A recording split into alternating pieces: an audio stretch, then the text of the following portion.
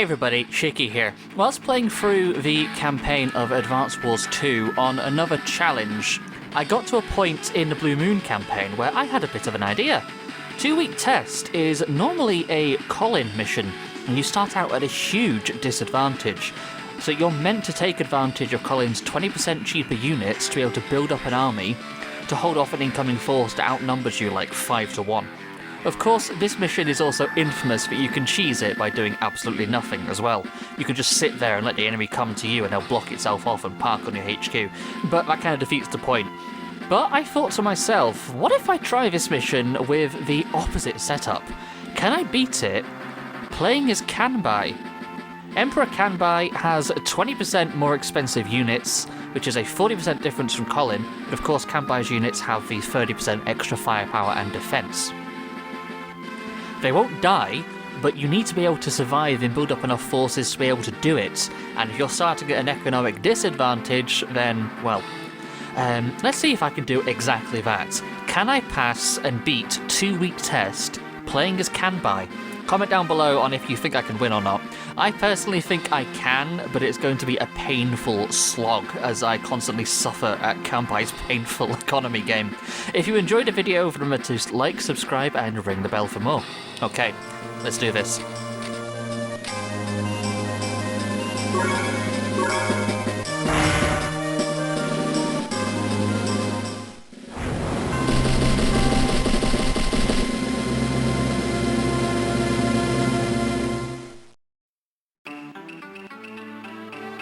The mission starts as usual, really. You've got 2 bases and a HQ, and not a lot else.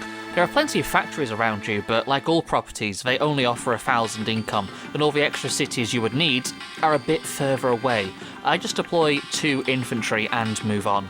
The first few turns aren't going to be anything exciting or spectacular. Lash's forces are going to do the exact same as me, and start spamming infantry to capture properties, although she starts with a significant advantage of 15 properties captured compared to only my 3.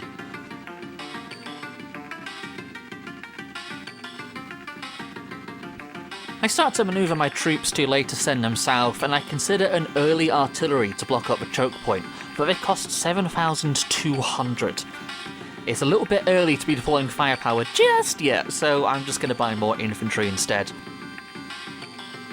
Turn 4 rolls around, and now though, as I make my first move south out of my little corner, I'm realising how much of a economic hill I'm going to have to climb. I'm at least able to capture the last few properties on my peninsula and have a little bit more money to work with, so I do purchase an artillery. When it comes to Lash's turn, I see she's already bought a medium tank, whilst I'm still working with only infantry and a single artillery unit. This already looks like she's just going to run me over. As she captures more and more properties to increase that financial gap I'm struggling to keep up with. This is already looking pretty dire, as the gap between her army and mine just continues to grow, and she's able to build more and more advanced units. This is like playing Age of Empires against somebody who's on like tech level 2 or moving to level 3, whilst you're still in Bronze Age tech level 1. I send what's left of my starting squad south as I acquire my first tank. I'm going to need it to hold off her incoming horde, as her first tanks and helicopters are going to reach my forces over the next 2 or 3 turns, and she does indeed start to send her across the map after me.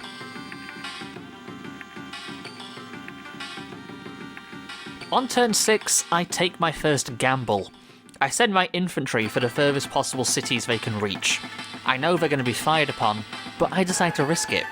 Cities have 3 terrain stars, that's 30% extra defense, 10% per star, combined with Kanbei's natural 30% defense as he plates his troops in gold armor or something. Certainly seems it explains why they're so expensive. Although, if Minecraft has taught me anything, it's that gold tools are kind of useless, as is this move. Defense does stack, but it's not going to be enough. I'm not going to be able to take these cities, but I can at least slow her down as I move my artillery into position. I now force her to take engagements with my troops and their higher defense, meaning she will need to spend more moves taking them out. And the way the AI works in Advance Wars 2, it will prioritise attacking your infantry, especially capturing infantry if possible. As her expeditionary force moves in, she attacks with a helicopter, her artillery, tank, and an anti-air, as she still isn't able to take out those infantry, but they are severely crippled. They have served their purpose and slowed her down, at least, and directed her forces. As her turn ends, I see she's wheeled a rocket unit into position as well, that's just a couple of spaces out from my front line, and she's already got a Neo tank. I'm a little nervous about that, even with my insane defence. My single tank and infantry battalion is not going to withstand Neo-tank fire. I retreat my wounded boys and merge them with the healthier troops for a money increase. I consider attacking her artillery with my tank, but the rocket and tank next door would easily take me out, and that's a near 10,000 money I can't afford to just waste, especially when I've got such a low income. Instead, I move my troops to make a wall and bring in my anti-air for her helicopter that's going to start shooting on me soon. I'm also hoping to use it to clean out some of her infantry of her own that are going to start storming in shortly. I build my second tank and some more infantry to replace the guys up front who I know sadly are going to be taken down eventually. Kanbei may have high defence, but an infantry can only do so much, especially against tanks and rockets and an incoming Neo-tank after all.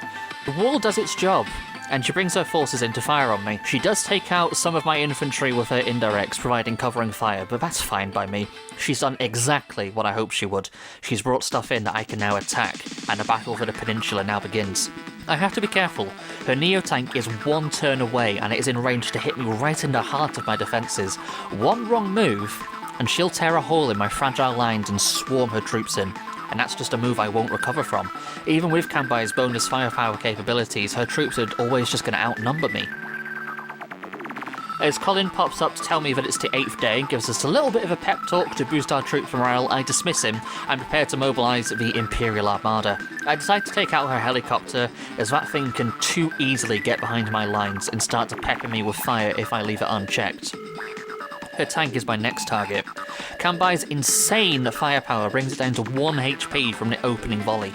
Great, although I think that might have been a luck roll, to be fair. To assert my dominance, I take it out of one of my infantry squads as well, but in doing that, I've opened up a hole in her lines. Her indirects in the back are vulnerable. It will cost me my tank, but between that or being bombarded with rocket fire, I choose to take it and I go for the attack and take it out. That is a perfect exchange, taking out something which costs 15,000. Fabulous. I at least have a second tank coming in, which I'm going to need, which I can use to strike her anti-air, keeping my grunts a little bit safer. And then I merge some of my troops for a little extra cash. My forces are dwindling. Even though I've only been able to hold off this attack so far, I need to survive the next one too. I buy double artillery so I can position them at the choke point and fire on her incoming advance in the next few turns. It's then I notice she has a bomber, which sweeps in and takes out my forward tank. I knew it would fall, and I expected her to build a bomber eventually, but not for another turn or two. This was my fault, I didn't check. This puts a little wrench into my plans. My forces, even with their increased defence, would not survive a bombing run. But then she does something insane looking, but it's entirely within the game's programming, I just didn't see it coming. She charges in with her Neo-tank to attack my infantry. As I stated before, it sees them as a priority, but in doing so, she's put it in line of fire with my artillery unit on the next turn. This is absolutely perfect. I waste no time in attacking a Neo-tank because it's the perfect target. Her other units are just infantry or weakened already, so I'm not scared of them. I am a little scared of that bomber, but now her Neo-tank is crippled, it's not going to go for my anti-air, and I'm hoping I put it into repair mode so I'll force it to retreat. I decide to risk my other tank taking out her artillery behind the mountains. It's in a really annoying spot when I decide to push in. She hasn't moved it since it got there, and it's just far too risky to leave it alone. It's a worthwhile trade for what's coming in, I think. Even though it will probably be shelled to a crater by her bomber, I think it will survive on low HP, so I take the shot.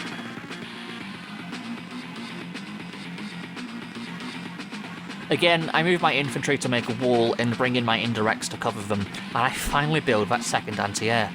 I leave my first one where it is. I decide to take the gamble that she won't fire on it. Sure enough, her bomber flies north straight past it to fire on one of my artillery on the flank of the choke point. But in doing so, she's moved in range of the flat cannons of my anti-air that will charge at her next turn.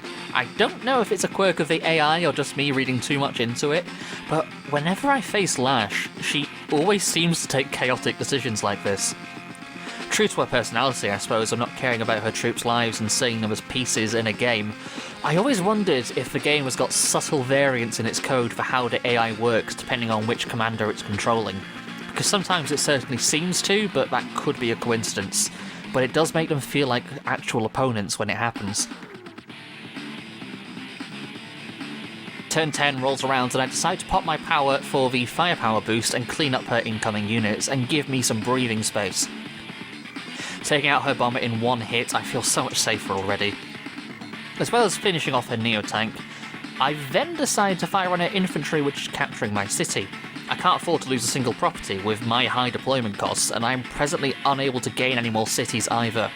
So even though it's a low value target, I take the shots anyway. Amazingly, my tank has survived, so I bring it back in to fire on hers, which is the most forward towards my position, crippling it instantly. With her grunts out of the way, I either go for a capture on an empty city myself, one of the ones I was unable to take before, and I purchase another tank, as the one I have isn't going to be enough. There's a helicopter and a heavy tank in range that's threatening me. I also choose to buy another infantry. I want to go for the other city I wasn't able to get before if I can scoot him across to grab it. Lash pops her superpower this turn, which thankfully will do nothing. Her superpower isn't even that good as it is, really. The Sturm-like movement is nice. The firepower bonus, however, is negligible if you're attacking from anything that isn't a city or mountains, especially in this situation where my defense is higher than hers anyway. And her bonus doesn't apply to air units, and her helicopters that are attacking me aren't going to benefit from this at all.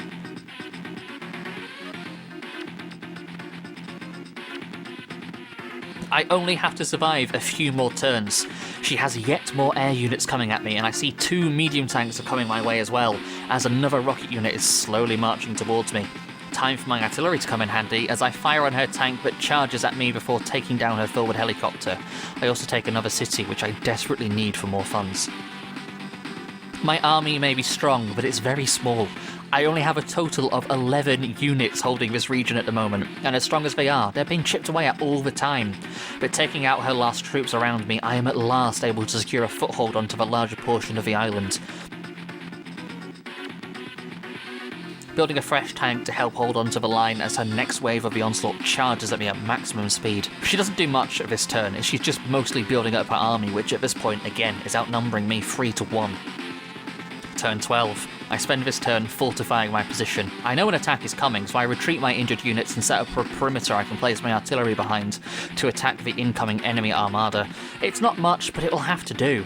I decide only to build 2 solitary infantry. I want a medium tank or a rocket of my own to cover my forward troops, which I can park on a city and then just hold her off infinitely.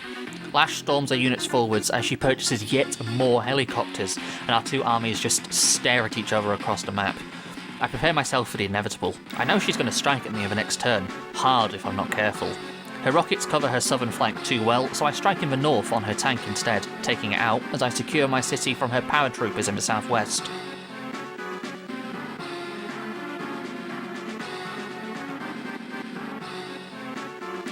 Slowly but surely, I'm moving my front line forward and giving myself more space to manoeuvre my units around, well, the few that I have at least, and at last I build a medium tank of my own. A near 20,000 investment, but it feels worth it. I've lasted longer than I expected when I set out on this test, and this is a nice reward to symbolise my accomplishment. The inevitable attack from Lash comes as she charges at me full force. Her helicopter lands a devastating blow on my tank, and she brings her troops into a forward position. My medium tank is strong, but it's at least 2 turns out of position. If I was playing any other commander, I could have had one at least 2 turns ago. If I was playing Colin, like I'm supposed to be, I could have had it at least 4 turns ago. But Colin would also have as many units to match her army, and I'm dwarfed here. I have to make this turn count, or a assault on the next turn is going to cripple me and leave my base vulnerable. I take shots where I can on her units, on ones I know I can at least take down. Sadly, her medium tank is out of range, but her mechs could move into the mountains and be dangerous if I'm not careful. I know I will inevitably lose at least 2, maybe 3 units this turn as she can strike both of my anti-airs, as well as my tank, and cripple them, if not outright kill them. If I'm really unlucky, also the middle artillery could be destroyed, leaving a hole in my lines where she could just encircle my flanks and punch straight through. Her charge comes, and she does indeed go for my anti-air unit as I expected, although Not how I would have done it, but okay. She takes out the Southern one with her medium tank, at least as I suspected she would, and she marches her mechs forward. Her indirects are ready to move into position, and she builds yet another helicopter. But her attack has hit me hard enough that I can unleash a morale boost next turn, take out her medium tank with mine, and cripple all of her forward units except her helicopter. But I can afford another anti-air unit. I'm prepared. Emperor Kanbei yields to nobody. My forward line is secure and I'm prepared for the long march. But just as I'm prepared to commence my assault, my reinforcements from Commander Grit arrive, and Lash realises she can't face two people at once because Dual Strike hasn't come out yet. So she proceeds to surrender and run away. Mission complete. We secure victory, with only 8 points short of a perfect score. If I had built a few more infantry in those final turns, then we'd have a perfect 300, but never mind, I'll take the S rank. So I can pass for 2 week tests playing as Kanbei. That was a lot of fun, and an interesting twist of a challenge to this mission. I couldn't afford many units, so I had to be strategic about placing the few I had in important positions to strike on her incoming army as I tried to bolster my own defences and move my front line forward very slowly. Eventually, I think I could have taken her forward cities or even started to encircle her HQ, but that would need at least another 14 turns minimum to get that far. Now I wonder, are there any other commanders I could take on this mission with, especially at such a disadvantage? Maybe Sturm? Let me know your thoughts down below, and if you've enjoyed this, then subscribe for more content. Cheers for joining me, stay safe, and I'll see you for the next mission. Bye!